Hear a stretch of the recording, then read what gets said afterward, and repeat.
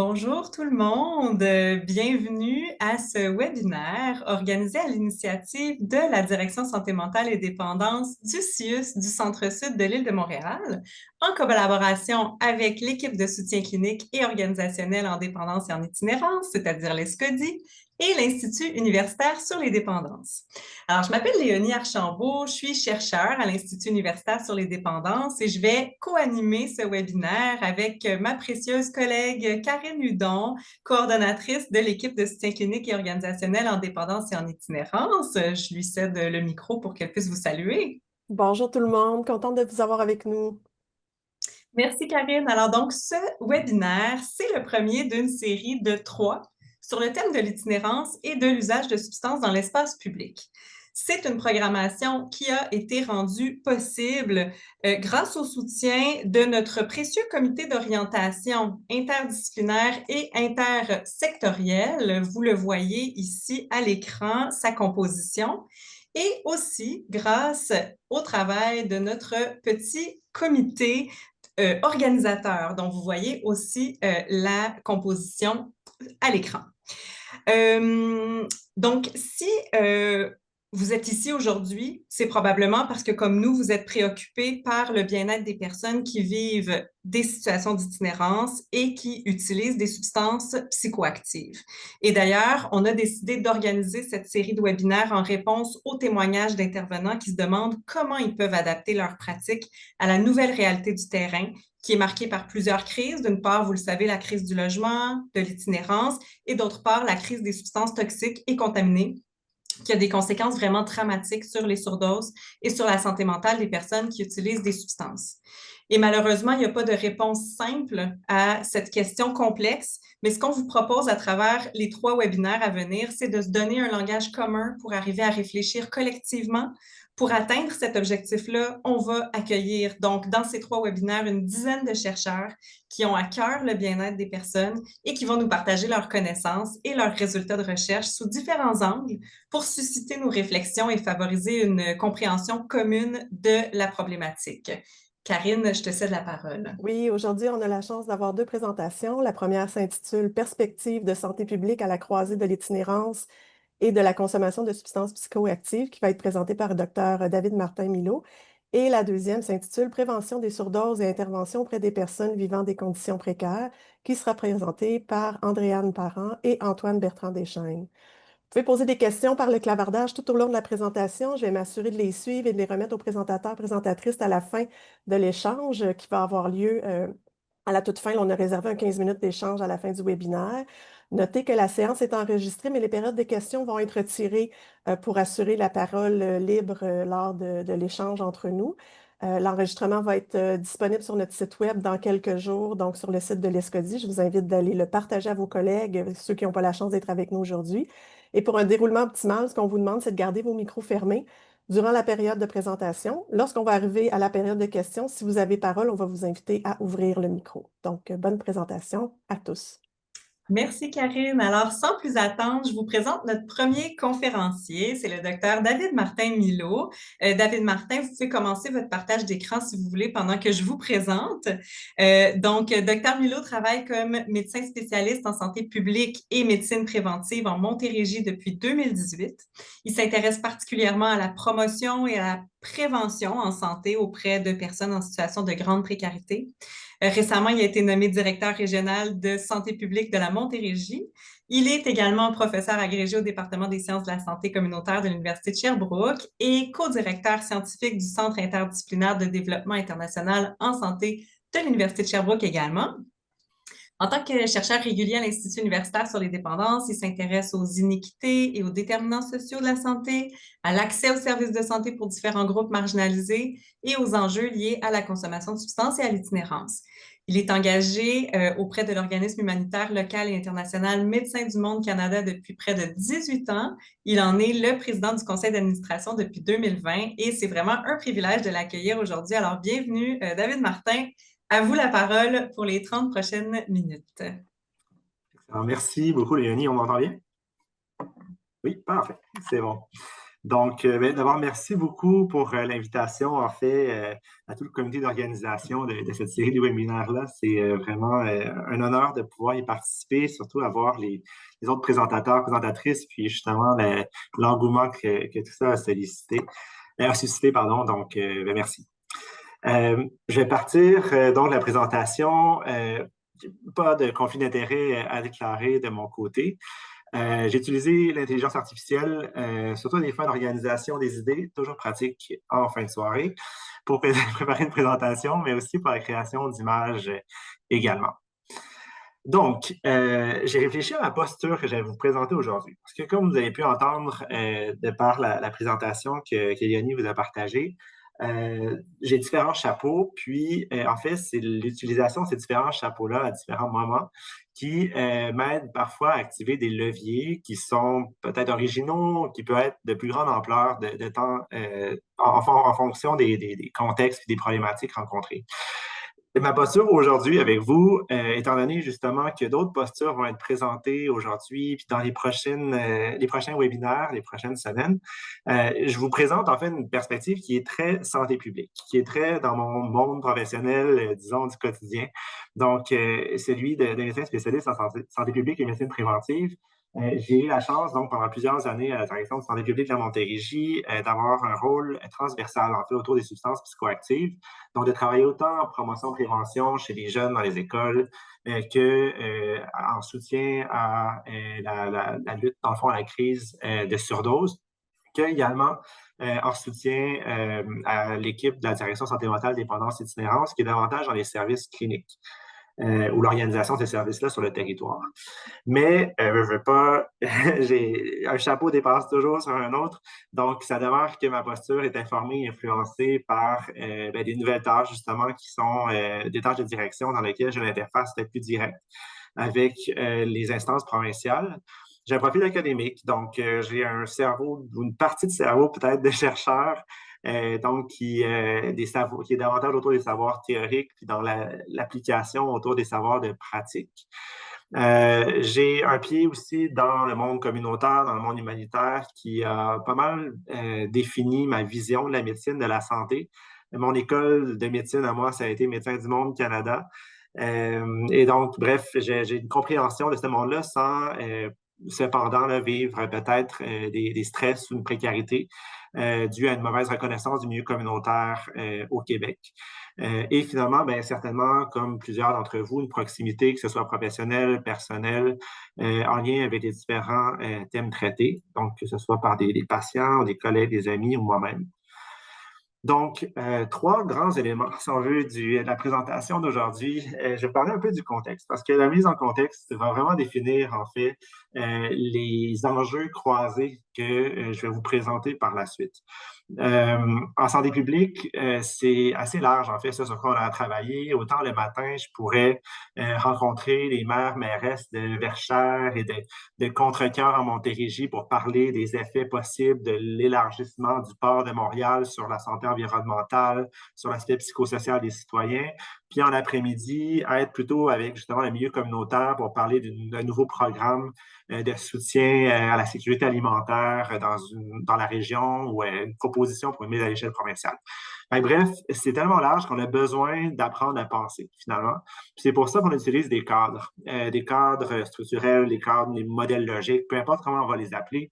C'est des cadres qui, finalement, nous aident à réfléchir. C'est des cadres qui ne nous permettent pas d'être exhaustifs. On est imparfaits, on est des humaines. Mais quand même, ces cas-là servent beaucoup à avancer la réflexion. Puis, c'est un peu ce que je vais vous exposer aujourd'hui. Ce que j'aime bien de présenter des cadres, c'est que des fois, les gens les prennent, ils se les approprient, puis ensuite les utilisent pour pousser leur propre réflexion. Les cadres ne sont pas non plus, en fait, ils sont flexibles. On peut les fusionner. On peut en prendre certaines parties de l'un ou de l'autre. Mais bref, c'est un peu de cette façon-là que nos cerveaux en santé publique sont programmés. Donc, c'est comme ça que je vais vous présenter les suites.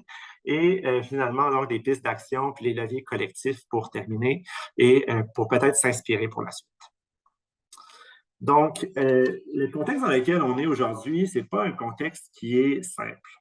Certains vont dire qu'on est dans un contexte compliqué. Compliqué, c'est qu'habituellement, on va connaître les enjeux, mais on ne connaîtra pas nécessairement les solutions, puis on va expérimenter. Puis, étant donné qu'on a quand même, depuis plusieurs années, vécu certains des enjeux, justement, il y a l'itinérance, il y a la consommation de substances, on finit par comprendre un peu ça serait quoi des bonnes pratiques à mettre de l'avant ou des meilleurs scénarios, disons, là, qu'on pourrait imaginer pour la suite. Mais dans les faits, le contexte actuel n'est pas seulement compliqué, il est surtout complexe. C'est-à-dire qu'autant les enjeux que les solutions sont difficiles à définir. Puis oui, on est plusieurs à travailler dans le domaine de la l'itinérance, on est plusieurs à travailler dans le domaine de la consommation de substances psychoactives, mais dans les faits, il y a, au-delà de ces deux thèmes-là, il y a des intersections de ces thèmes-là qui amènent d'autres complexités, qui amènent d'autres enjeux qui, parfois, pour lesquels sont nouveaux. Pour nous, finalement, l'espèce d'interaction ou d'intersection entre tout ça. Donc, bref, pourquoi est-ce que cet enjeu-là est difficile à définir et donc les solutions pour y répondre le sont tout autant? C'est entre autres parce que justement, il y a plusieurs crises qui s'entrecroisent. Une crise du logement, donc par exemple dans le marché locatif montréalais, les unités qui sont les plus abordables ont des taux de vacances qui sont très, très, très bas. Il y a une hausse du loyer qui est difficile à absorber pour des personnes qui sont déjà en vulnérabilité socio-économique. Il y a un détachement entre l'augmentation des prix puis la capacité des ménages les plus vulnérables à pouvoir rester logés. Et tout ça fait qu'il y a une bascule vers l'itinérance ou sinon vers une précarisation de l'habitation et l'utilisation de services comme par exemple les services en sécurité alimentaire, comme les banques alimentaires, qui vont être beaucoup plus présents finalement dans la population. Puis si on regarde avec une des loupes qu'on peut avoir là, dans nos indicateurs, nos données, il y a justement le fameux dénombrement de 2022 qui a montré que le nombre de personnes qui sont visiblement donc sans domicile fixe a doublé dans plusieurs des régions et donc on n'est pas dans une situation qui s'améliore. La crise socio-sanitaire est elle aussi, socio-sanitaire et psychosociale est assez préoccupante aussi. La COVID a frappé fort, mais c'est pas seulement depuis la COVID, en fait, qu'on voit qu'il y a des enjeux importants de santé mentale. On le voit mieux maintenant, c'est mieux mesuré. Je pense que la COVID nous a permis de mettre le spotlight là-dessus. Ne veut pas, la situation de santé mentale, donc de la population québécoise, n'est pas très reluisante. Si on regarde, entre autres, des taux d'anxiété, par exemple, ou de stress, de détresse dans la population. Et ça a des répercussions directement chez des personnes qui sont ultra précarisées. On peut juste penser à la crise de la contamination des drogues, qu'on appelle aussi la crise des surdoses, qui n'est pas en voie d'amélioration non plus, malgré plusieurs interventions mises de l'avant qu'on sait efficaces. Donc, quand les interventions ne mènent pas à une résolution de l'enjeu, mais des fois, c'est que justement, il y a cette complexité-là, il y a cette intersection-là d'enjeux qui viennent faire que la solution qu'on connaît n'a pas peut-être le résultat 100% escompté, bien que c'est nécessaire de les mettre de l'avant. Donc, les personnes donc, en situation d'itinérance sont de plus en plus malmenées, puis les circonstances auxquelles font face les services auxquels ils ont accès ou tentent d'avoir accès sont de plus en plus compliquées. On peut penser entre autres au projet de loi 103 sur les services de consommation supervisée, qui vient vraiment miner la capacité à répondre aux enjeux d'itinérance. Crise démographique, ici, on peut parler entre autres des dynamiques de gentrification urbaine qui repoussent des personnes en situation d'itinérance, mais en plus avec la venue de nouvelles personnes pour lesquelles nos services, malheureusement, sont très peu équipés pour répondre à des personnes de diversité, bon, ici, diversité migratoire ou ethnoculturelle, de tout type de diversité. Et on a en plus un engorgement des services dans les grands centres qui font qu'il y a un étalement de cette précarité-là, aussi d'un besoin à des services qui sont malheureusement moins présents dans des régions hors Montréal, par exemple. Et finalement, une crise institutionnelle dans laquelle on a un manque de logique de prévention. Il y a une quinzaine d'années, quand je commençais mes études, on me disait déjà ça n'a pas d'allure, le curatif prend de plus en plus de place, on n'investit pas dans le préventif pour essayer d'avoir un effet de balance. Aujourd'hui, ce n'est pas nécessairement mieux. On a beaucoup d'accent sur les mesures palliatives plutôt que sur des mesures structurelles qui permettraient de changer la donne. Une fragmentation des services, un manque de coordination de tout ça aussi, puis des politiques qui ne vont pas nécessairement mettre de l'avant la dignité humaine, les droits humains, qui ne vont pas permettre de se protéger contre des expulsions, par exemple, ou contre un racisme systémique qui est bien présent, mais qu'on a de la misère à nommer même dans les hautes instances provinciales qui, pourtant, ont les plus grands leviers pour pouvoir y remédier.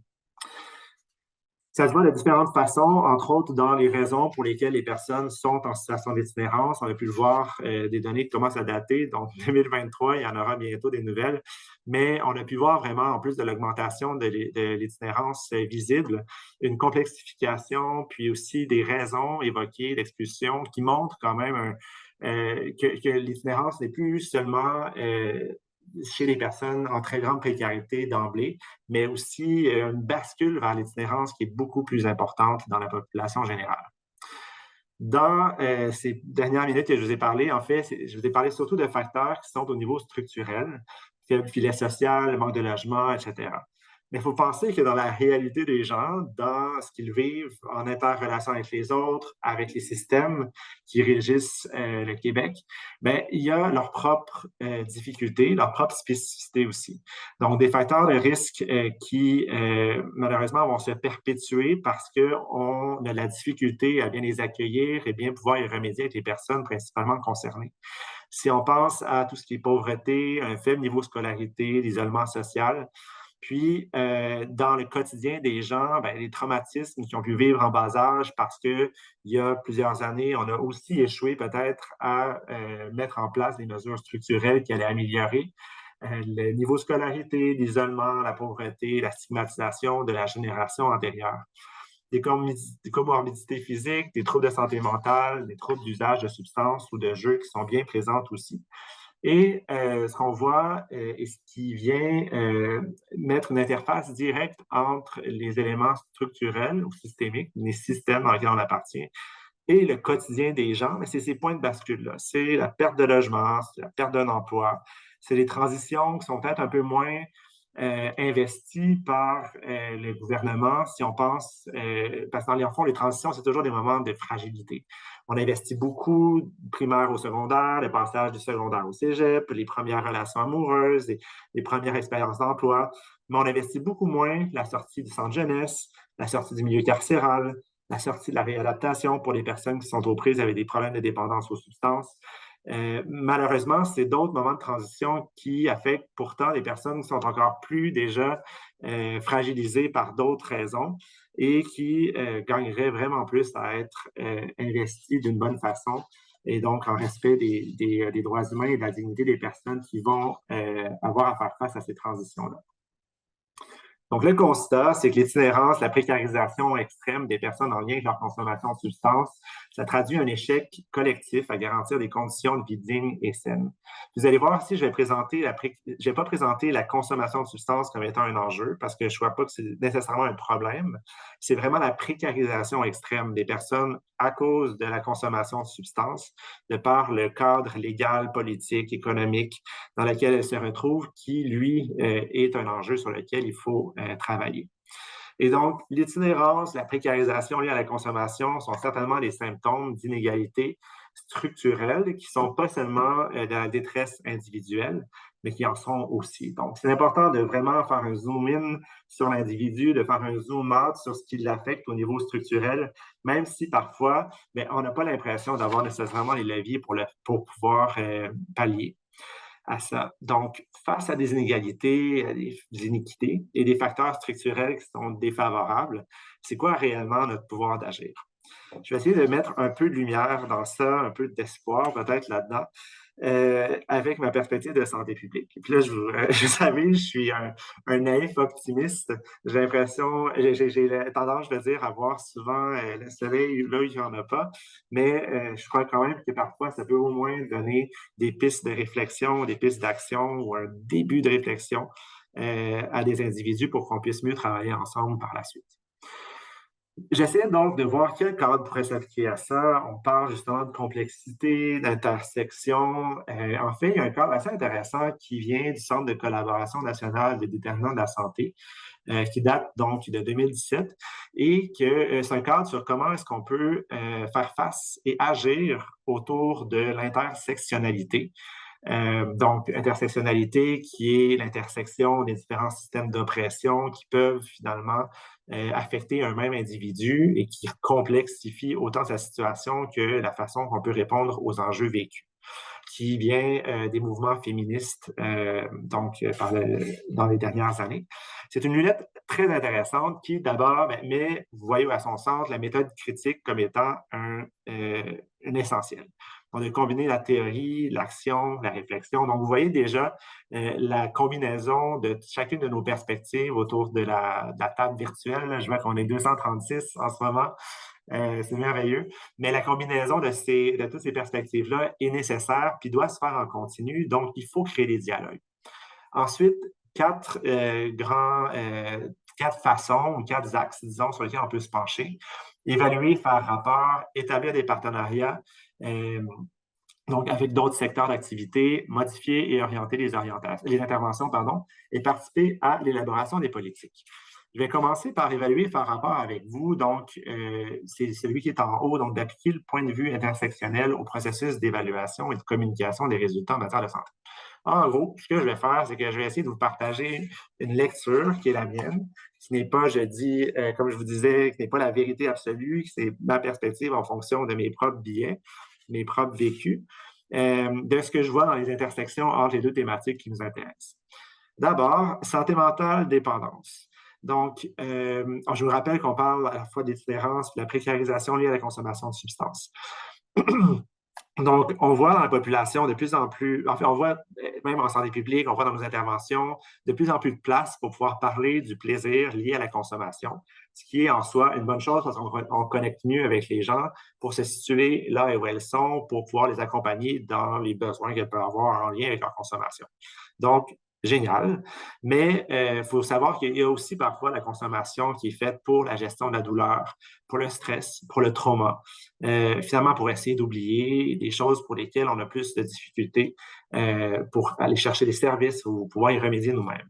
Donc, on passe d'un consommer pour survivre, donc pour explorer au-delà des sensations qu'on a comme être humain, qu'est-ce que peuvent offrir les substances, à consommer pour survivre, pour essayer de toffer dans le monde de polycrise dans lequel on évolue. Tout ça entraîne donc des allers-retours, que ce soit en lien avec la consommation ou avec l'instabilité résidentielle, dépendamment de ce que vont vivre des personnes qui sont en situation d'itinérance ou qui ont déjà des enjeux de consommation de substances. Il suffit d'un aléa de la vie, puis paf, on retombe dans une logique de consommation qui est plus désorganisante ou désorganisée et on tombe un peu de certains échelons par rapport à ce qu'on voudrait par rapport à notre vie.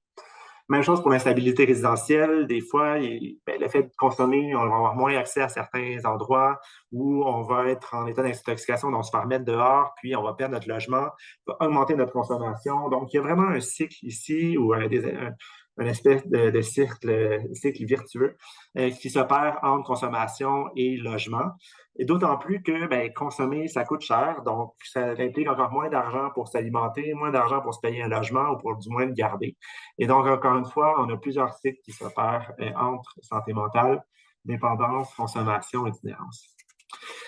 La judiciarisation, qui est en soi un mécanisme de marginalisation, donc il y a des politiques, il y a des règlements municipaux qui criminalisent carrément la pauvreté par des mécanismes qui punissent l'itinérance ou la consommation de substances chez certaines personnes. Je peux vous dire, entre autres, que, par exemple, à la Ville de Québec, il y a un règlement municipal qui interdit ou qui fait qu'on peut punir des personnes pour avoir du matériel de consommation stérile sur eux, alors que c'est notre gouvernement qui nous demande de le remettre aux personnes pour diminuer les conséquences liées à leur consommation. Donc, vous voyez, il y a des politiques comme ça, puis on pourrait parler des politiques d'encadrement de la possession saine de substances ou de plein d'autres politiques comme ça que le projet de loi que j'ai nommé tout à l'heure, qui viennent punir certains individus qui ont déjà leur lot de problèmes, disons-le. Et ce qu'on voit aussi dans certaines bribes d'espoir qu'on avait, l'espoir qu'on nous donne par rapport à un changement légal d'encadrement des substances, c'est souvent une application discrétionnaire de la loi actuelle. Puis, à chaque fois qu'on a pu voir ça, autant au Canada qu'ailleurs dans le monde, on se rend compte que les injustices structurelles dont je viens de vous parler se tripliquent dans les décisions qui sont prises par les personnes qui appliquent la loi. Et donc, on finit par avoir plus de personnes qui sont de la diversité ethnoculturelle, plus de personnes de la diversité sexuelle dans des contextes de prison, dans des contextes de punition, etc. Donc, la judiciarisation alimente un cycle d'exclusion parce que quand on est pauvre, en situation d'itinérance, on a besoin à payer nos amendes, on va se faire arrêter, on va être détenu, puis ben, on va retourner à la rue, puis finalement, ben, les prisons, ce pas les endroits où on finit par s'émanciper non plus, donc on verra rarement un changement de trajectoire chez les personnes qui passent par là. Et la double stigmatisation, qui est aussi un enjeu croisé de la stigmatisation de l'itinérance et de la stigmatisation de la conso de substances. On a une stigmatisation qui est institutionnelle, sociale, mais à force de l'entendre, cette stigmatisation-là, quand on a une personne en situation d'itinérance ou une personne qui consomme, on finit par l'intégrer, par l'intérioriser et par y croire, malheureusement, ce qui crée une plus grande distance encore par rapport au service ou par rapport au système. Et il y a la stigmatisation hors de la communauté, mais on est tous humains, humaines. À l'intérieur même de la communauté de consommateurs, par exemple, il va y avoir de la stigmatisation entre les individus qui va être souvent moins adressée parce qu'encore une fois, des gens ont déjà assez de fardeau sur eux de tout ce que je vous présente pour qu'on commence à dire, ben, tu sais quoi, tu devrais arrêter de traiter l'autre de telle façon ou de faire ça avec telle autre personne, alors que dans les faits, ben, ça s'ajoute quand même au vécu des personnes qui sont dans ces situations-là. Donc, la rupture de confiance entraînée par tout ça, ben, ça finit par limiter l'accès aux autres, limiter l'accès aux soins, au logement, à la justice. Et bref, vient renfoncer les problématiques, les individus dans les problématiques. Et finalement, donc, l'intersection des oppressions, des vulnérabilités.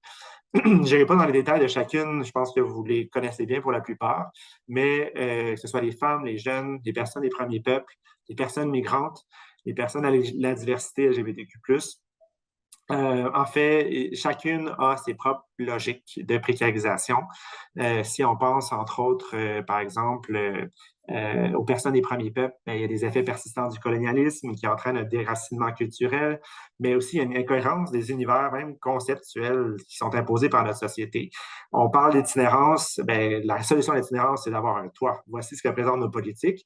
Mais quand on parle d'une communauté qui, elle, a vécu depuis tout le temps d'une façon nomade, est-ce que vraiment d'avoir un toit, c'est la solution à l'itinérance? Est-ce que le fait d'être nomade, c'est itinérant? Vous voyez, même nos concepts de base de l'itinérance, de la consommation, du plaisir, du bien-être, c'est des mondes de différence entre des personnes de diverses origines culturelles ou identitaires. Donc, nos services, quant à eux, ben, sont planifiés en silos, fait que ça ne tient pas compte de cette intersection-là des causes puis des enjeux vécus. Donc, voilà une première lecture très superficielle qu'on pourrait creuser sur les rapports par rapport à l'intersectionnalité. Mais on peut établir des partenariats. Puis comment on peut le faire, en fait? Rapidement, en fait, je vais vous résumer des travaux qui ont été faits par un résident que j'ai supervisé pendant 4 mois, où on se demandait qu'est-ce qu'on peut faire en santé publique pour essayer de mieux agir en prévention, répondre aux problématiques qui sont vécues par les personnes en situation d'itinérance, en sachant qu'à la base, souvent, le mandat était davantage dans les directions santé mentale, dépendance, itinérance, qui ont une logique clinique, qui ont une logique peut-être plus individuelle et qui ont peut-être moins les leviers, ou du moins directement les leviers pour pouvoir travailler sur les causes structurelles que ce qu'on peut avoir, nous, en santé publique. Et donc, ça a été très intéressant, en fait, les travaux que Charles-Antoine Gay a fait à ce sujet-là. Il a interviewé des personnes avec des savoirs de vécu, de pratiques, des savoirs théoriques pour essayer de dresser la situation actuelle de qu'est-ce qui se faisait. Puis on s'est rendu compte qu'il y a plein de gens qui travaillent donc en prévention de l'itinérance, même très, très, très, très précocement. Par exemple, des personnes qui donnent des soins de santé mentale à des jeunes qui pourraient avoir des traumas qui éventuellement deviendraient des traumas précoces chez une personne qui se précarise, qui arrive en situation d'itinérance.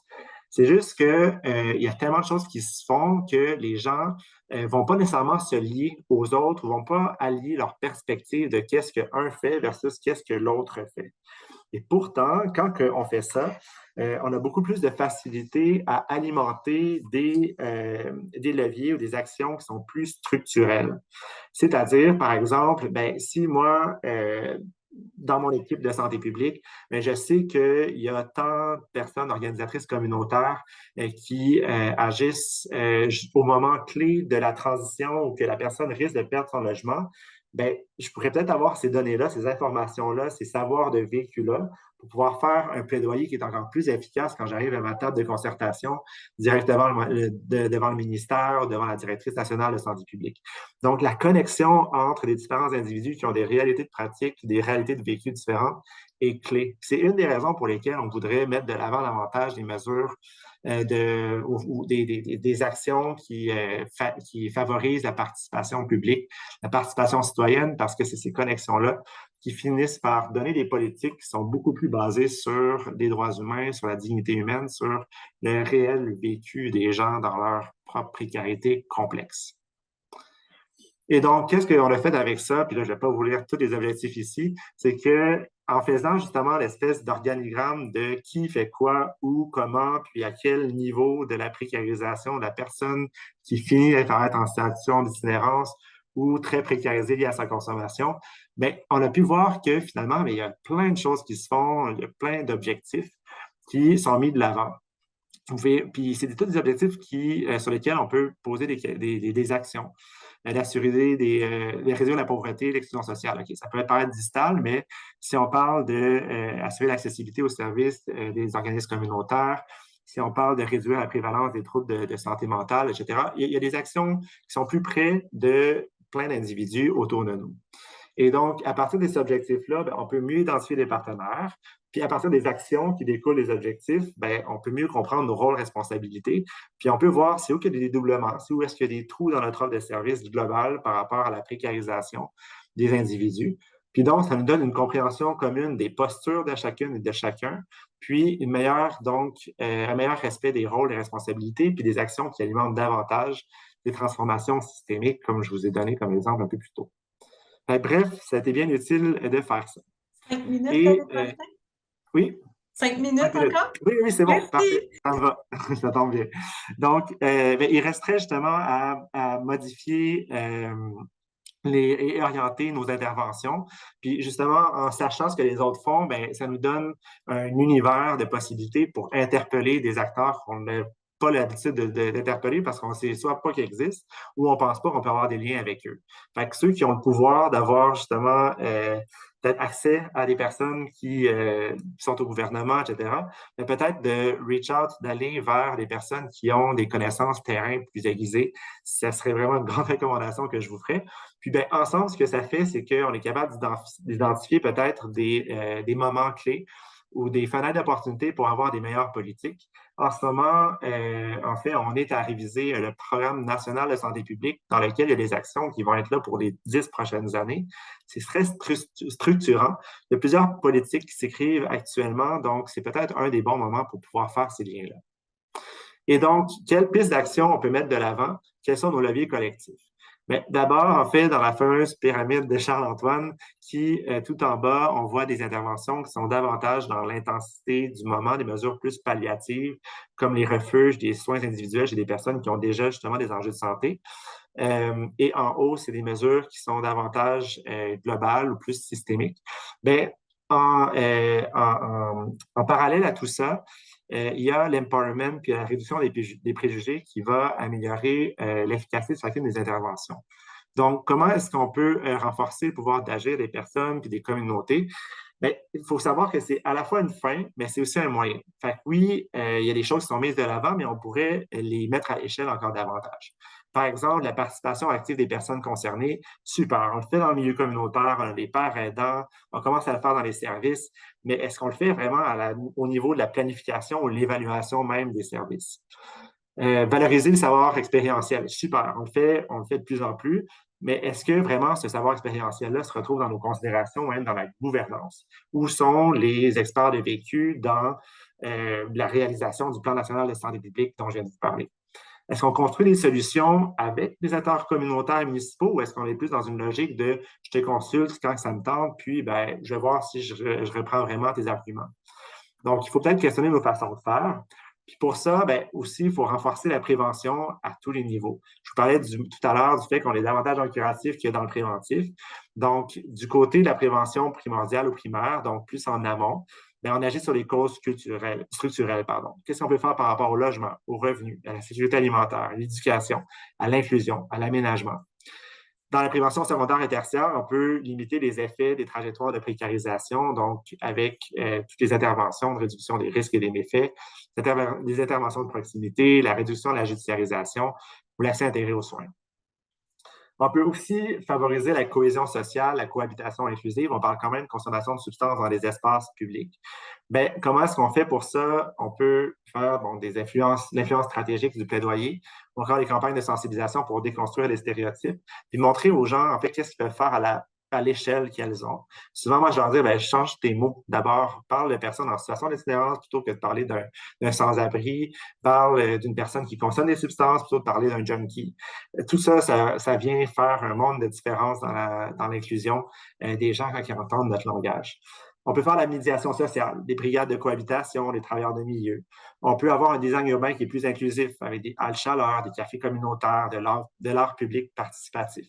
On peut avoir des dialogues entre des parties prenantes qui incluent des personnes qui sont non domiciliées avec des forums participatifs. Ça s'est fait d'une très belle façon à Longueuil. Des initiatives interculturelles qui favorisent la diversité des vécus. Et pour terminer, je crois que j'en ai deux dernières, donc être porteur puis porteuse de changements de paradigme dans les institutions. Donc, on voit qu'on s'en va de plus en plus vers la structurelle. Fait que c'est de reconnaître le mieux-être comme un but versus l'intégration sociale ou l'abstinence qui sont des visées plus performatives. On n'est pas dans la performance, on veut être dans le mieux-être des individus. De reconnaître le lien social comme un moyen, de reconnaître l'indignation comme une posture valide, même si ça nous chicote et ça nous dérange quand on a la chance d'être sur nos trônes, là où on prend les décisions. Reconnaître le respect des droits humains comme un principe, puis reconnaître la dignité humaine comme une considération non négociable.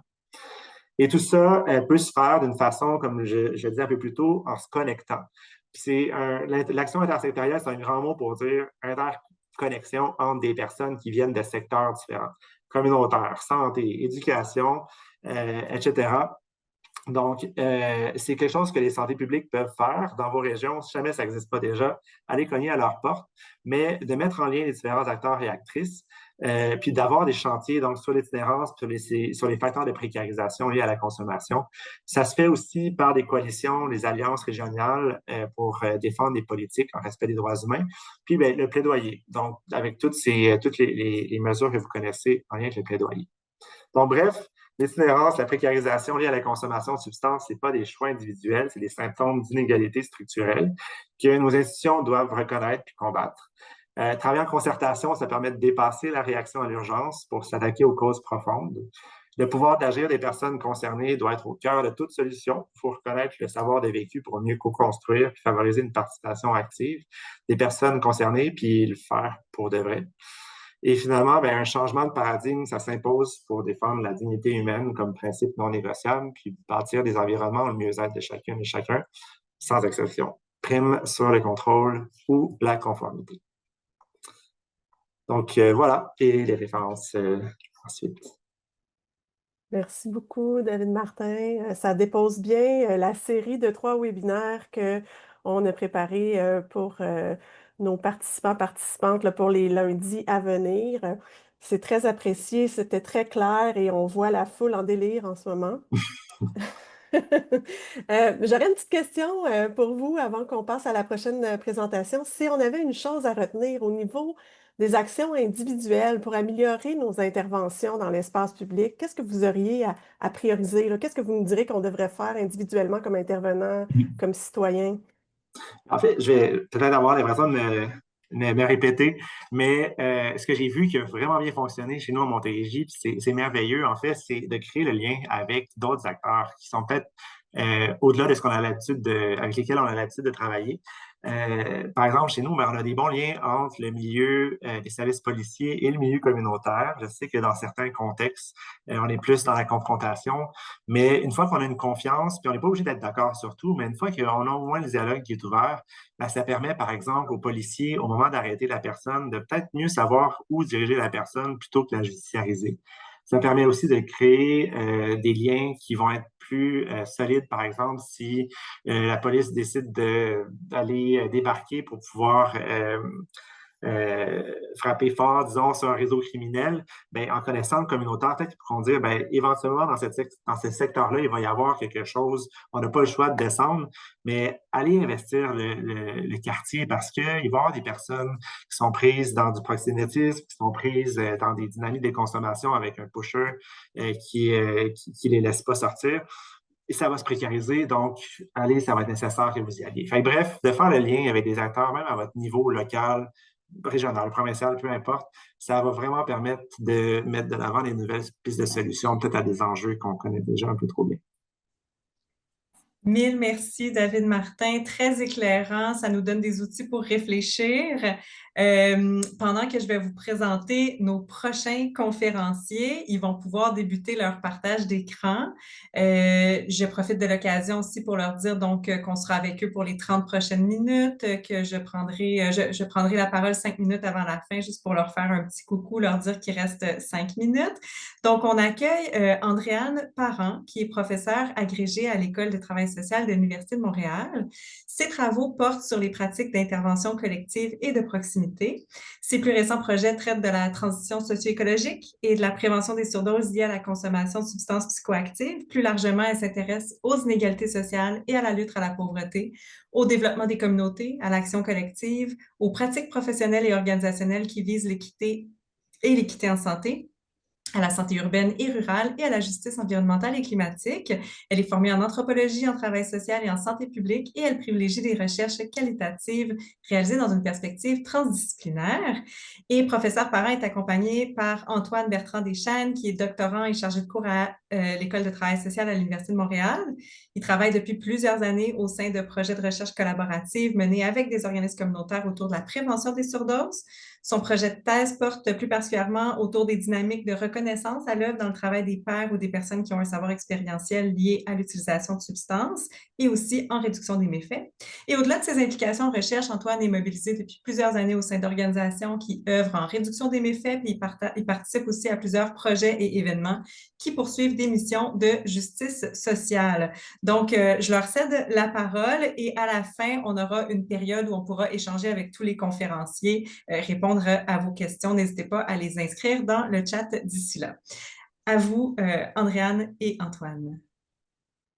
Merci beaucoup, Léonie. Merci pour cette invitation. Bonjour tout le monde, ça me fait plaisir d'être avec vous aujourd'hui.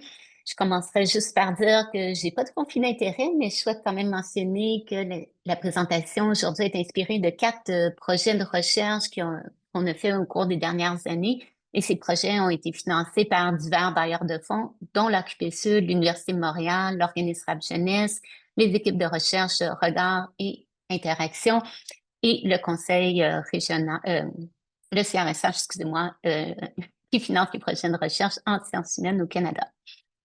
Donc, comme je vous disais, 4 projets de recherche qui sont inspirants, qui viennent s'entrecouper de différentes façons. Et quand on a commencé ce travail en 2019 d'analyse des rapports du coroner à l'initiative de l'Occupé Sud, je me souviens à ce moment-là, le Globe and Mail faisait un numéro spécial sur les décès à la suite d'une surdose, puis il m'avait interviewé parce qu'il cherchait, la question qu'il me posait, il voulait comprendre pourquoi il y avait si peu de surdoses au Québec comparativement aux provinces de l'Ouest. Évidemment, je n'avais pas la réponse absolue à cette question, mais on a émis quand même plusieurs hypothèses, mais c'est certain que les structures de concertation, structures de partenariat, donc toute la capacité de collaborer qu'on a au Québec, la reconnaissance aussi de l'action communautaire, puis les politiques sociales, ils sont certainement pour quelque chose. C'est certain que la situation s'est pas nécessairement améliorée sur le plan des surdoses au Québec depuis. Les décès continuent et la stigmatisation, elle est encore présente, mais définitivement, il y a plusieurs personnes qui sont mobilisées pour travailler sur cette question-là. Et c'est aussi une question qui a largement inspiré les autres projets de recherche qu'on a fait.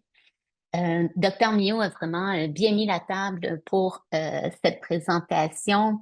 On peut, je pense aisément dire que les surdoses liées à l'utilisation de substances psychoactives et ce qu'on appelle communément la crise des surdoses, mais c'est un problème complexe, qu'il y a plusieurs facteurs qui sont en jeu, qu'il n'y a pas juste une seule solution ou un seul acteur qui peut résoudre cette crise-là. C'est un phénomène qui est clairement inéquitable, il ne touche pas tout le monde de la même façon. C'est disproportionné pour certaines populations, particulièrement les personnes qui sont en situation d'itinérance. Et cette situation-là, elle est liée à des processus de marginalisation qui sont liés à des injustices sociales, à de la stigmatisation et aussi du racisme. c'est certain que les pratiques de réduction des méfaits qu'on retrouve dans les organismes communautaires, qui contribuent à sauver des vies, c'est des pratiques qui sont exemplaires, mais elles ne peuvent pas agir seules sur les causes vraiment profondes du problème parce que la vulnérabilité, elle est vraiment structurellement produite et elle est révélatrice d'inégalités sociales présentes dans notre société. Et révélatrice aussi de difficultés parfois à aborder les problèmes complexes, problèmes qu'on aimerait malheureusement aborder, lisser de plus en plus et oublier qu'il y a différents facteurs, différents éléments qui viennent s'imbriquer les uns aux autres. Je pense que Dr. Miot l'a bien présenté, hein, il y a de multiples crises en ce moment et c'est difficile parfois d'agir sur tous les fronts. Puis on aimerait ça avoir une solution parfaite. Malheureusement, je pense qu'il faut l'attaquer de différentes façons pour agir de manière importante. Quand, après avoir fait l'analyse des rapports de coroner que je vous parlais plus tôt, c'est un autre projet qui s'est appelé Sur la route des surdoses en 2021-2022. C'était clair que la complexité du problème revenait à différents niveaux et ce que les personnes qui utilisent des substances psychoactives nous ont dit à ce moment-là, on en a rencontré plus d'une soixantaine de personnes à travers le Canada, c'est qu'on fait face de plus en plus à des mélanges dangereux de différentes substances. Des mélanges à ce moment-là, là, je vous ramène en 2021, on parlait d'opioïdes, de benzo qui étaient mélangés. Aujourd'hui, on sait qu'il y a beaucoup d'autres substances aussi qui jouent, mais qui ont des effets de plus en plus importants. On parle aussi en même temps d'une augmentation de la consommation de stimulants, une augmentation de substances par inhalation, mais malheureusement, au même moment, on est quand même assez cantonné dans des offres de services qui sont, par exemple, liées à l'injection de substances plutôt que à l'inhalation. Donc, on a de la misère à suivre la cadence en termes d'intervention, qui fait que certaines personnes se retrouvent, par exemple, à inhaler dans des espaces publics, vont être à l'extérieur, dans des rues, dans des lieux publics.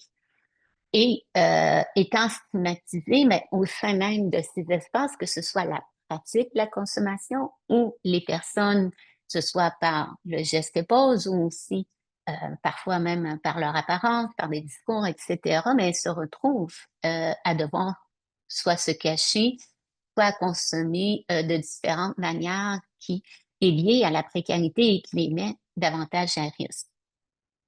L'accroissement aussi de l'isolement social qu'on a vu pendant la période pandémique, elle se poursuit, cet isolement social-là, et elle a des impacts certainement sur les personnes, par exemple celles qui ont des difficultés ou qui ont des relations difficiles avec les forces de l'ordre, avec la police et avec les services d'urgence. Ce qui fait que la prévention des surdoses peut être d'autant plus difficile à ce moment-là. Plusieurs intervenants nous ont parlé d'appeler, par exemple, le 911 quand ils arrivent sur des lieux, ils réalisent qu'une personne est en état de surdose, réalisent que l'aide arrive moins vite, les ambulances n'arrivent pas aussi vite.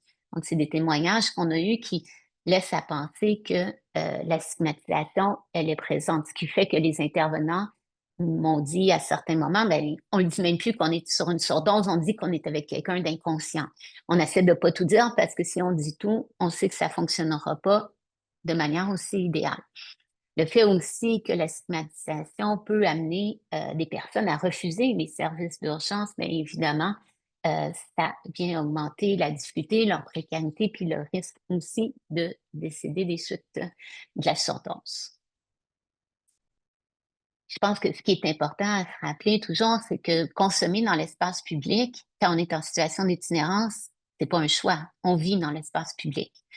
Donc, on vit aussi aux yeux de tout le monde. On sait que l'itinérance est en augmentation partout au Québec, pas dire en Amérique du Nord. Elle est de plus en plus évidente et la population générale réagit aussi de plus en plus, ce qui vient créer d'autres enjeux majeurs de cohabitation et on l'a vu largement dans les médias dans le courant des dernières années. Donc, l'accès à des espaces sécuritaires, elle est extrêmement difficile quand on est en situation d'itinérance, que ce soit pour manger, dormir, se laver, mais aussi pour consommer des substances. Donc, la possibilité de faire des choix, elle est non seulement limitée, elle est généralement absente à ce niveau-là. Et le recours aux services, que ce soit même d'aller dans un lieu de consommation sécuritaire, il est pas toujours garanti parce qu'il est lié à la qualité souvent qu'on va venir entretenir avec les lieux, avec les personnes qui y sont présentes, avec les expériences aussi qu'on a pu y vivre dans le passé, avec la configuration des services, les lieux aussi des services. Et là, je parle des services, je parlais de services de consommation, mais ça se vaut aussi pour l'ensemble des services et des soins de santé. Donc, tous les critères d'exclusion et d'inclusion, on va penser, on parle beaucoup de services à bas seuil, d'accessibilité ou à haut seuil d'acceptabilité, vont venir jouer sur la capacité à recourir aux services et l'offre de services adaptés à certaines populations. Tout à l'heure, Dr. Miot parlait des populations qui sont davantage touchées par les oppressions. Ben, ce qu'on a vu largement, par exemple, à travers le Canada, c'est qu'entre autres, les personnes qui viennent de communautés autochtones, mais qui vivent en milieu urbain, à quel point ils ont accès à très, très peu de services qui vont les accueillir. Et cette logique-là se vaut pour différentes populations, comme il a été démontré tantôt. Donc, la cohabitation, elle n'est pas nécessairement harmonieuse, elle est souvent en fait pas très harmonieuse, surtout si on se fie aux médias, et elle est largement conditionnée par un déni de reconnaissance des personnes. C'est porté, ces dénis de reconnaissance, par des normes sociales qui vont dévaloriser certaines vies, assez qu'on en vient à plus considérer nécessairement l'humanité chez certaines personnes ou dans certaines populations. Et donc, si à certains moments, on pouvait penser que de consommer en public, c'était plus sécuritaire sur le plan des surdoses, parce qu'il y a des personnes qui peuvent nous voir, il y a des personnes qui peuvent intervenir, on se rend compte que la stigmatisation et la méfiance font que c'est pas nécessairement le cas. Les gens vont soit être ignorés, vont s'éloigner, vont essayer de passer inaperçus ou se cacher parce qu'ils sont victimes de stigmatisation ou pire de répression. Donc, j'en reviens à dire que de consommer dans ces conditions, mais ce n'est pas nécessairement un choix. Et on se retrouve dans l'espace public, qu'on le veuille ou non. Ce qui nous amène quand même à se questionner sur les notions de respect et les notions de dignité. Hein, parce que la dignité, pour soi, suppose que les autres nous respectent et la dignité, elle se concrétise à travers vraiment le respect des droits fondamentaux, des droits universels. Droits universels qui sont liés à l'accès à la santé, au logement, à des conditions de travail décentes, à un environnement qui est non toxique, si on pense à toutes les questions de justice environnementale, par exemple. Donc, dans les milieux de vie, où sont les personnes? Comment est-ce que ces droits-là viennent se concrétiser? Je pense que vous et moi, bon, il y a plusieurs personnes en ligne en ce moment. Je ne peux pas dire que ce sera le cas pour tout le monde, mais je suis certaine que vous êtes très sensible à ces questions-là et vous allez être d'accord pour dire que ces droits-là, présentement, ne sont pas respectés parfaitement au Québec. Et donc, ça suppose une perte de dignité qui est liée au déni de reconnaissance, qui vient susciter d'une certaine façon le mépris de l'autre, une certaine désensibilisation qui, malheureusement, peut aussi devenir la norme.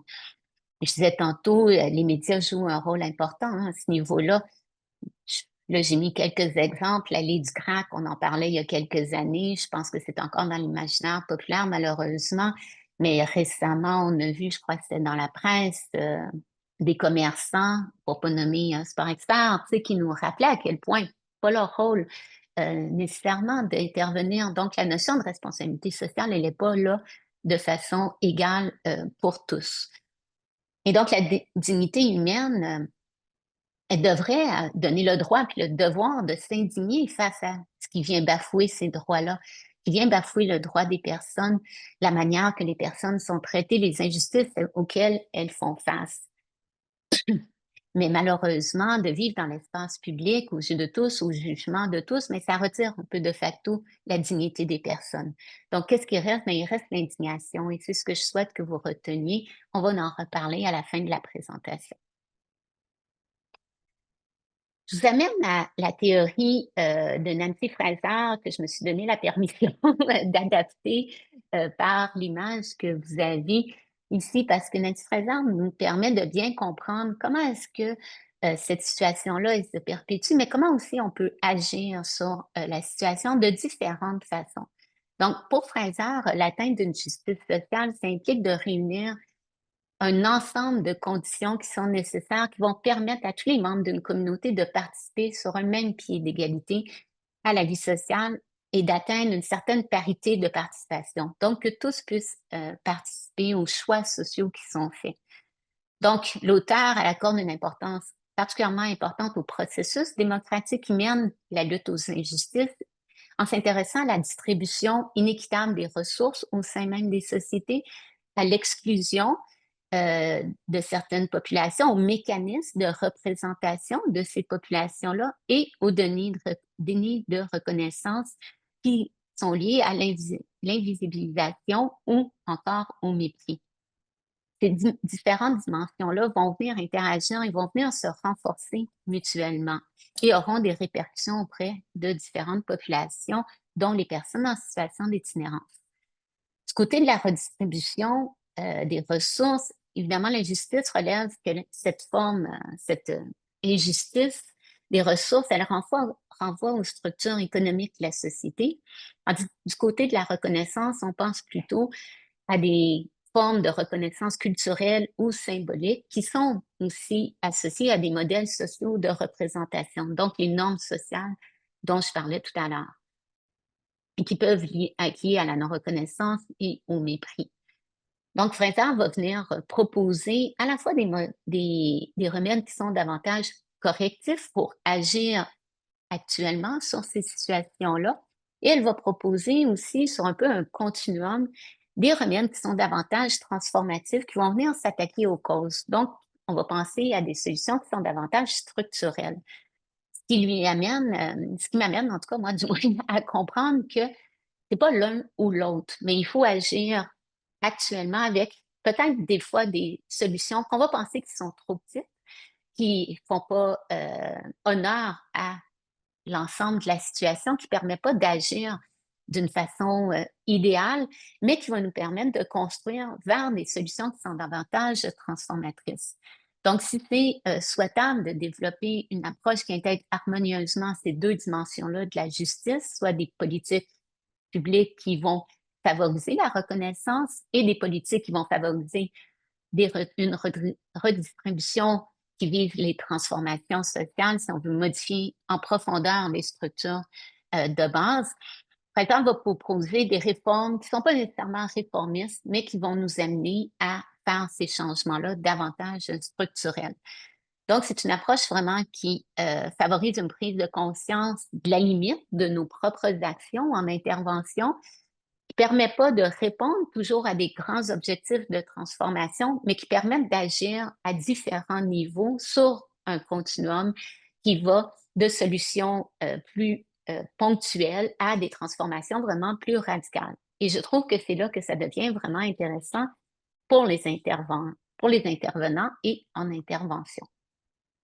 Donc, cette façon de réfléchir-là a été inspirante pour différents projets, dont un projet, je vous le nommais tout à l'heure, qui s'est appelé Sur la route des surdoses, où j'ai traversé le Canada pendant quelques mois pour visiter et j'ai collaboré avec Antoine quand je suis revenue au Québec. Donc, j'ai visité 4 provinces pendant un an, les 3 provinces plus dans l'Ouest, l'Ontario, l'Alberta, la Colombie-Britannique.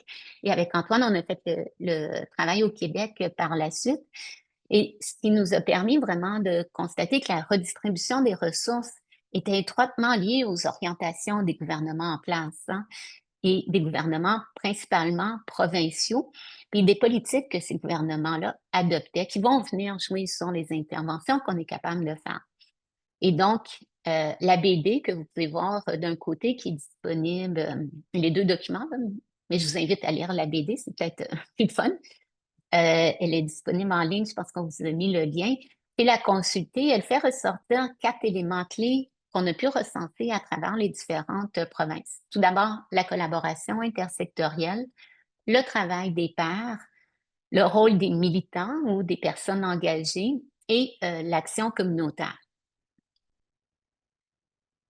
tout en gardant en tête, quand on a fait ce travail-là, que les personnes en situation d'itinérance, dépendamment des ressources qu'on consulte, ben, sont 24 à 40 fois plus à risque de faire une surdosance. Fait que c'est certain que les recommandations ou les propositions, plutôt que je dirais qu'on fait aujourd'hui, peuvent s'appliquer plus largement, mais peuvent être réfléchies aussi pour les personnes en situation d'itinérance parce que c'est généralement aussi les populations qui étaient présentes quand on a fait ces projets. Donc, on a pu recenser à travers cette fameuse route des surdoses un certain nombre d'interventions et d'actions, et je ne vais pas toutes vous les lire, vous pouvez les retrouver dans un article de la Revue canadienne de santé publique. Je crois qu'on vous met le lien en ce moment. Mais ce qu'on voit, c'est quand même qu'il y a un ensemble d'interventions qui sont possibles, qui vont contribuer à la prévention des surdoses et qu'on retrouve très largement dans les organismes qui desservent des personnes en situation d'itinérance. Et donc, on les a catégorisés en 9 grands termes qui vont du travail de rue au centre jour, au centre de consommation supervisée, à la formation et aux actions de groupes de pairs et de personnes utilisatrices de substances. Je vous invite à aller consulter l'article, vous pourrez voir comment on a catégorisé les actions, mais c'est juste pour dire qu'il y en a quand même déjà beaucoup d'actions présentes en ce moment. Quand je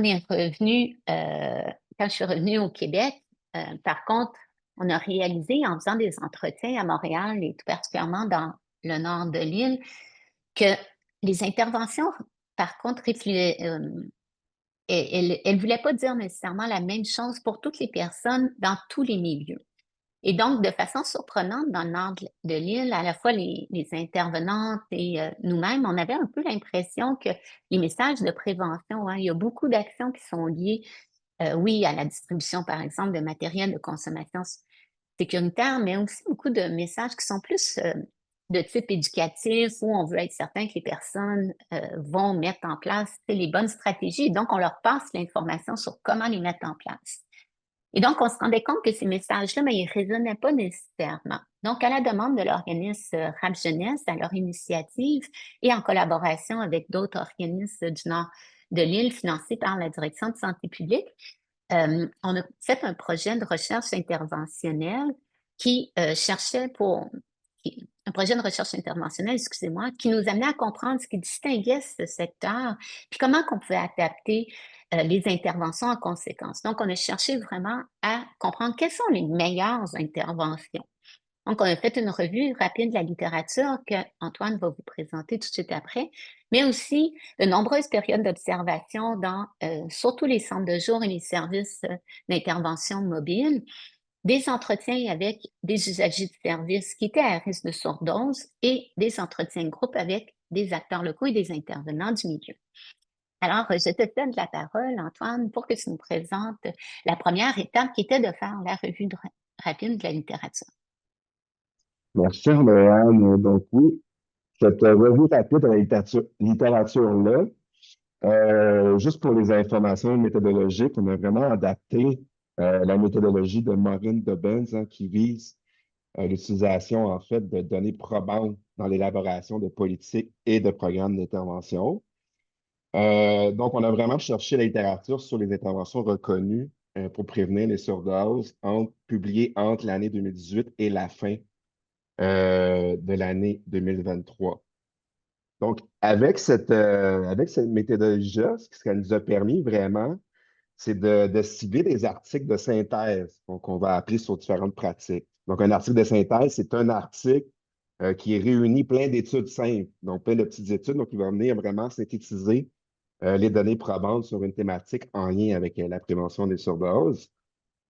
Donc, à la prochaine diapositive, là, comme qu'on va voir, ça provient d'articles de synthèse, mais aussi d'institutions reconnues pour fournir les lignes directrices en termes de meilleures pratiques. Hein.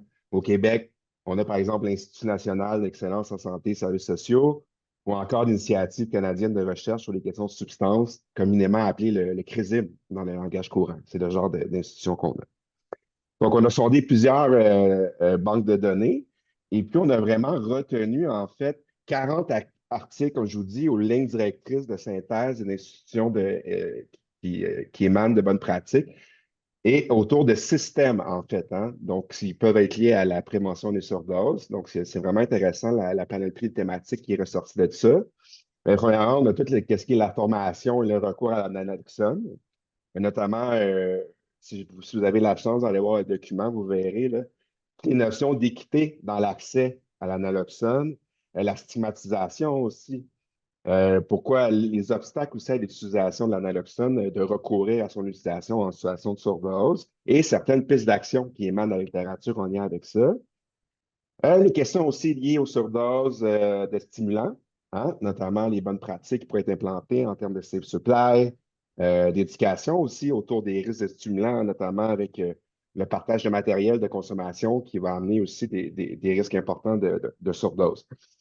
Il y avait aussi une thématique liée à la sensibilisation, l'éducation des personnes au risque, à risque de surdose et les intervenants qui les côtoient, différents intervenants, notamment les premiers intervenants, notamment comme les policiers, par exemple, certaines pistes d'action. Comment peut-on, à même la formation des policiers, inclure des personnes avec savoir expérientiel pour vraiment les sensibiliser dans leurs institutions où ils sont formés? Comment peut-on intervenir, notamment auprès des personnes vivant de l'itinérance dans l'espace public et à risque de surdose? On avait aussi toute une thématique qui était le continuum d'intervention en situation de surdose, hein, allant de l'amont. Et puis là, on va vraiment rentrer avec des notions que Dr. Parent et Dr. Mulot nous ont bien mentionnées, avec la collaboration intersectorielle, hein, comment bien penser le partage des responsabilités entre différents intervenants d'organismes communautaires, policiers, services d'urgence, santé publique, en lien avec les interventions en contexte de surdose, et aussi jusqu'au moment post-surdose. Hein. Qu'est-ce qu'on fait après une surdose? C'est intéressant aussi, ce bout-là. Donc, vous irez voir plusieurs pistes d'action intéressantes, notamment l'intervention par les pairs pour faire des suivis auprès des personnes. C'est une des pistes qui ressortait de la littérature. Après ça, tout ce qui est les différentes interventions auprès des différents groupes et dans une diversité de contextes, hein, notamment l'offre de services en réduction des méfaits, itinérance et prévention des surdoses, judiciarisation et prévention des surdoses, le docteur Milot nous en a parlé, intervention dans les institutions de santé, dans les urgences hospitalières, le rôle des pharmaciens aussi au-delà des pharmacies communautaires, les infirmières, les différents cliniciens qui travaillent aussi auprès des jeunes, comment adapter les pratiques de réduction des risques dans un contexte d'intervention auprès des jeunes, et tout ce qu'on va appeler l'intervention par les pairs et aussi l'intervention recourant à la technologie, qui est en pleine effervescence, qui peuvent aussi stimuler des réflexions sur les pratiques innovantes de prévention des risques. Et finalement, la dernière thématique, c'est vraiment ce qu'on va appeler les approches globales et intersectorielles, hein, notamment les plans, les stratégies nationales, les plans communautaires de mise en concertation pour attaquer le phénomène des surdoses. Et aussi tout ce qui est le monitorage, notamment. Excusez-moi, je suis un peu mêlé. Oui, excusez-moi. Le monitorage et les systèmes de surveillance et de communication autour des risques entourant et risques et méfaits entourant l'utilisation de substances psychoactives. Hein. Donc, dans la littérature, plein d'initiatives inspirantes pour monitorer les risques, mais aussi comment que la communication de l'information peut se faire d'une manière qui vraiment servent aux personnes concernées dans la prévention de leurs propres risques et de ceux de leur communauté. Donc, plein de pistes de réflexion intéressantes, notamment d'inclure les personnes concernées dans ces systèmes-là pour développer des moyens de communication efficaces qui sont vraiment ancrés dans les besoins. Donc, c'est très intéressant. Vous irez voir ça. C'est assez costaud. Ça peut stimuler les réflexions. Donc, en conclusion, là, ce document-là, ce que vraiment ça nous a permis de faire, c'est qu'on a vraiment mis en lumière, en fait, que la prévention des surdoses, en fait, ça implique une panoplie d'interventions et d'acteurs. Hein. Plusieurs des interventions recensées étaient déjà déployées, sont déjà déployées à différents lieux et sur différentes modalités. Mais la littérature nous aide, par contre, à nourrir des réflexions, hein, notamment autour de celles qui sont actuellement déployées, comment on pourrait les adapter, les améliorer, mais aussi est-ce qu'on pourrait développer de nouvelles pratiques pour être mises en place, comment elles pourraient l'être et avec qui. Toutes des discussions très intéressantes à avoir avec tous les partenaires intersectoriels concernés. Andréane, un petit 4 minutes pour compléter? Un petit 4 minutes, parfait.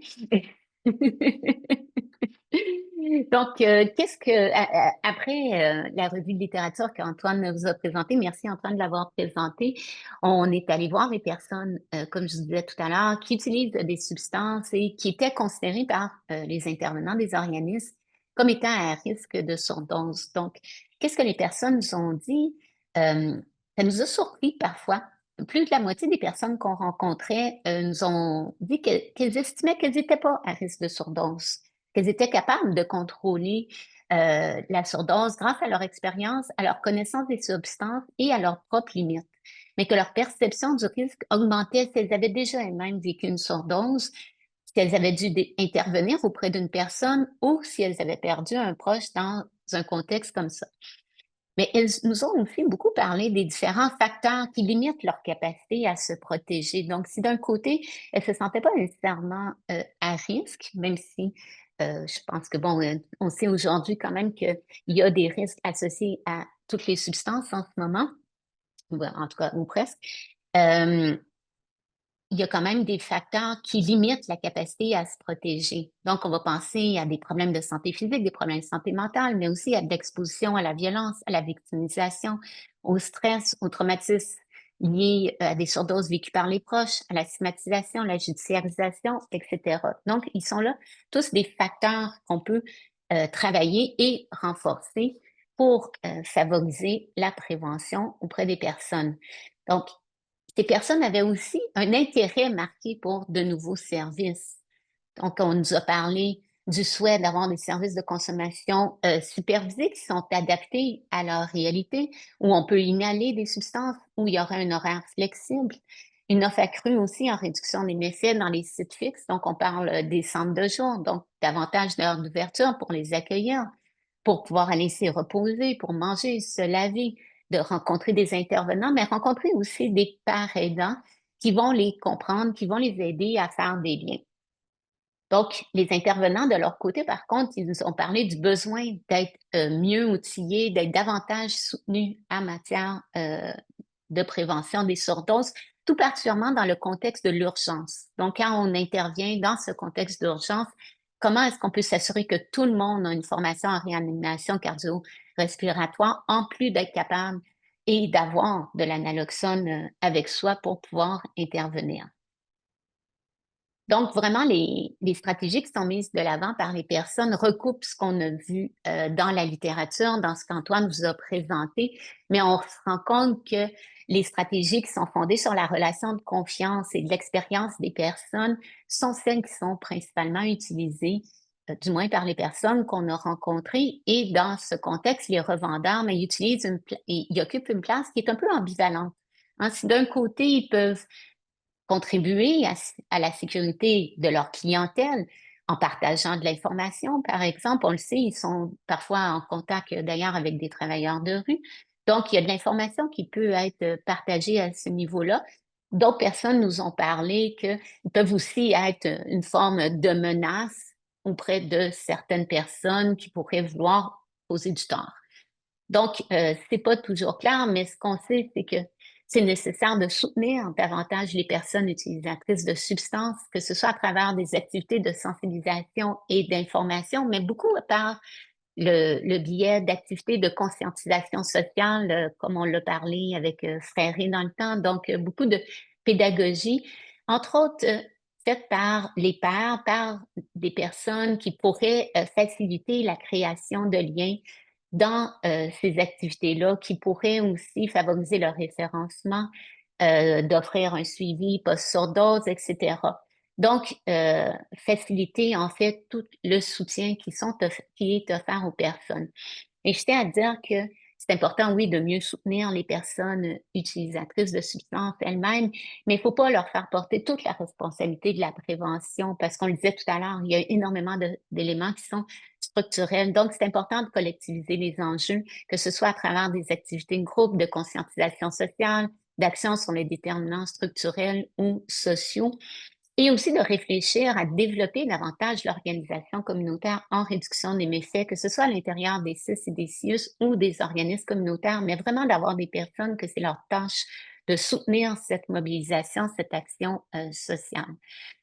Une autre stratégie, ben, c'est de soutenir la collaboration intersectorielle. Donc, on en a déjà largement parlé. Je vais peut-être y aller rapidement.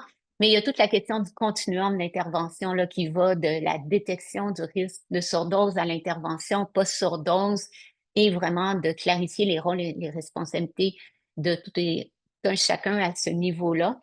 Et j'insiste en même temps, par contre, sur mieux comprendre aussi pourquoi on n'appelle pas parfois au 911, pourquoi on va chercher un ami plutôt qu'appeler au 911. Il y a des raisons pour ça et c'est possible que c'est lié à la façon d'appliquer la loi sur les bons samaritains. Bref, il y a des éléments à se questionner à ce niveau-là. Troisième recommandation qu'on a faite suite au projet dans le nord de la ville, ben, c'est de contribuer à des campagnes de stigmatisation. Hein. Pour les organismes communautaires, on ne peut pas leur faire porter l'ensemble de la lutte à la stigmatisation. C'est une lutte qui est partagée dans l'ensemble de la société, mais tout un chacun peut quand même collaborer à ces campagnes de lutte contre la stigmatisation et diffuser à différents niveaux et dans différents médiums des messages positifs face aux personnes et en lien avec la consommation de substances pour diminuer les jugements de valeur. En même temps, on vise à sensibiliser, informer, impliquer les professionnels de différentes façons dans les interventions d'urgence et toujours la question de la participation des pairs est incluse ici. Et finalement, la dernière, pas nécessairement recommandation qu'on fait, excusez-moi, j'ai passé trop vite sur celle-là juste avant, c'est juste rappeler que pour Fraser, je vous le disais tout à l'heure, la reconnaissance est essentielle à la justice sociale. Et on souhaite que les personnes qui sont marginalisées en situation d'itinérance se voient accorder davantage de respect, davantage de dignité, mais ça suppose aussi de les faire participer au niveau des décisions politiques qui les concernent, de favoriser leur reconnaissance à différents niveaux, que ce soit dans leurs besoins, mais aussi dans la manière d'y répondre à ces besoins. Et les associations de personnes utilisatrices de substances dans toutes les provinces du Canada vont dans ce sens-là. Et je dirais que même si la réduction des méfaits a connu des avancées au Canada dans les dernières décennies, il y a quand même quelques menaces qui nous guettent actuellement, desquelles il faut être conscient. Tout le regain d'intérêt pour des mesures liées à la criminalisation, l'intérêt marqué, particulièrement dans certaines provinces, mais parfois aussi au Québec pour le traitement, comme le traitement de la dépendance comme seule solution, comme solution ultime. Toute la précarisation, Dr. Milo en a parlé.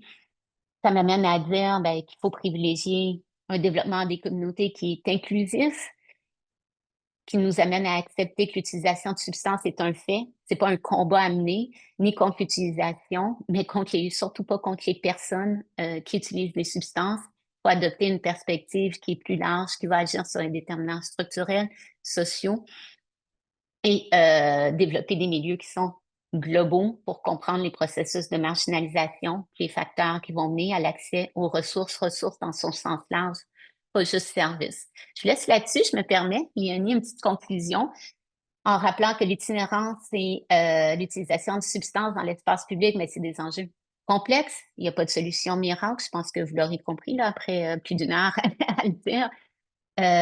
Mais certainement que l'indignation, je vous parlais de la dignité en début de présentation, ça nous permet d'adopter une vision inclusive qui vise une meilleure reconnaissance à la fois des personnes et des réalités et une meilleure distribution des ressources auprès des personnes utilisatrices de substances. Donc, je vous propose de naviguer entre le fait d'être un peu caminours et le fait d'être en colère parfois, parce qu'on peut s'inspirer de ces deux postures-là pour valoriser davantage de communautés inclusives.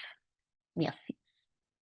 Mille merci pour votre participation au webinaire d'aujourd'hui. Un très grand merci à tous les participants, aux conférenciers. Ceci conclut le premier webinaire de la série. On a hâte de vous retrouver pour les prochaines activités.